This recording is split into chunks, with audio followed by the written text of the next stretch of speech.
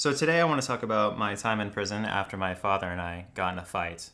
As I explained in the last video, I was covered in his blood when the cops showed up. And when I say covered in his blood, I mean like from my neck to my waistline to about my shoulder width. It was just pure blood. It was disgusting. And I think it's because like I cut above his nose with my boot. Later on, he said I almost broke his collarbone. Whatever. Anyway, I was put in a patrol car after I was crying about me saying I thought he hit me, even though I knew for a fact he hit me. It just wasn't processing through my brain due to the adrenaline. So they threw me in the back of the patrol car and they took me to the local juvenile hall. They put me in an orange suit once I showed up, but I'm getting ahead of myself. They first fingerprinted me. Once I got there, took a picture of me. I don't know what happened to the picture. I don't know if they got rid of it by now or it's still out there somewhere. If somebody wants to find my mugshot, that would be cool to see my 15-year-old mugshot. But I don't know how you access that stuff. Anyway, they had someone watch me strip. It was in this little cell. I think it also had a shower, but I don't think I used the shower. Anyway, so they watched me get naked. It wasn't that bad. I didn't care at all. I think I was still a bit numb, especially since, like, I don't know, I kind of went just completely dead in the cop car. I was, like, crying and crying and crying. Kind of feel bad for the cops having listened to me cry. But, you know, I just got in a fight with my dad, so it's whatever. Eventually, I just calmed down in the cop car. I was just watching stuff pass by. It was a new area for me because we were in between Ohio and Tennessee when the fight broke down due to us traveling to the family in Tennessee. So after they stripped me down, they put me in a temporary holding cell, and I was constipated for some reason. And I know this is way too much information, but why not? Other than the obvious, it's gross. I could not get the poop out of my butt when I was in the temporary holding cell. So I decided to stick my finger up my butt and try to hook it out. It's very gross, I know. And I wasn't that successful. Once they came to get me for dinner that day, the cell was opened up and they complained about a very crappy smell. That was from my constipation. But as I recall, I'm not sure this is what happened, but this is as I recall because it's kind of like one of those less important details. But as I recall, I went from the temporary holding cell to eat in the cafeteria. Not sure if that really happened. May have, may not have. But after that, as I recall, I went to cell D210, as in Delta 210. I remember it for some reason. I don't know why, but I do.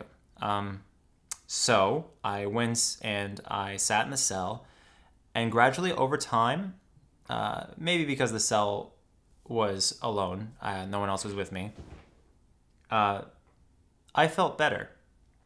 I felt happier. I felt happier than I felt living with my dad in a prison cell.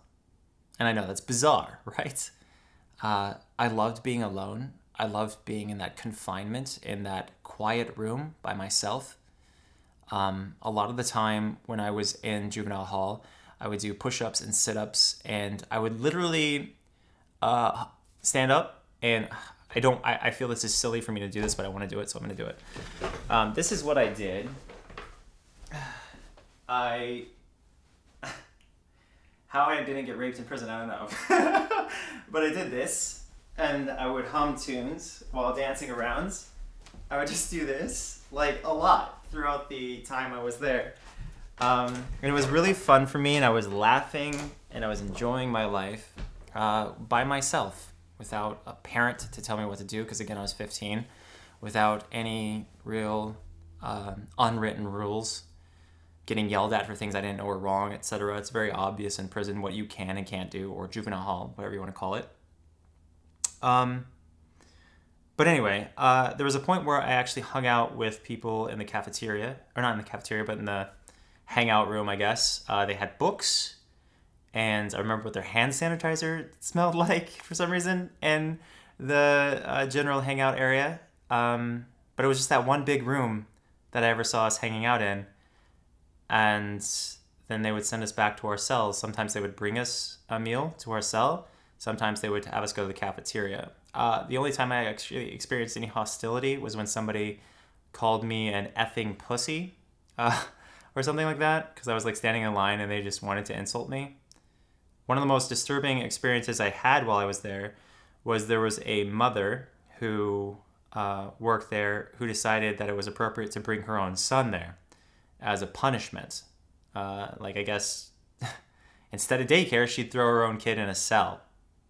It was really messed up because I could hear the kid screaming and crying, "Mom, Mom, Mom."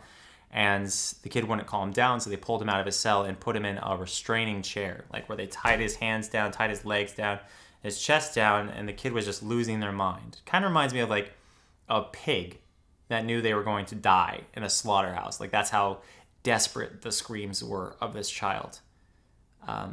But regardless, I mean, other than that, the experience wasn't that bad. My father eventually showed up after a weekend.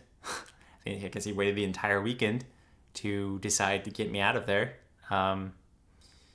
Anyway, he showed up, and that was the least happy moment since I had been there, I think, was seeing him, because I disliked him so much.